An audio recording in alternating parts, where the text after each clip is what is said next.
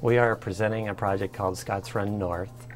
It's an extension of our Scott's Run South project right on the McLean station in Tyson's Corner.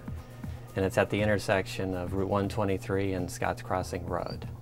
The size of the project is about 10 acres. It's about 1.5 million square feet of transit-oriented development. It has a mix of uses, office, commercial, retail, as well as residential.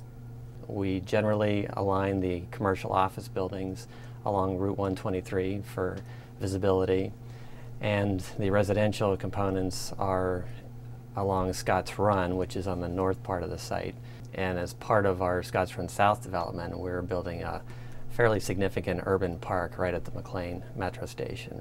And our plans really restore the stream that exists there today, Scott's Run stream, which runs all the way down through McLean and down to the Potomac. We're enhancing that portion of Scott's Run Stream Valley by adding additional trails, stream restoration project, the Pedestrian Bridge that brings you from the Kiss and Ride site over to our development site. We have a similar street grid that crosses over Route 123, and the orientation of the buildings, allowing daylight to come down onto the streets, which is a big part of both applications on the north and south side of 123, is a common theme. And addressing the uses around the park is also a common theme, where we have a mix of uses. We have residential, office, and one site we have a hotel to really activate Scott's Run Stream Valley.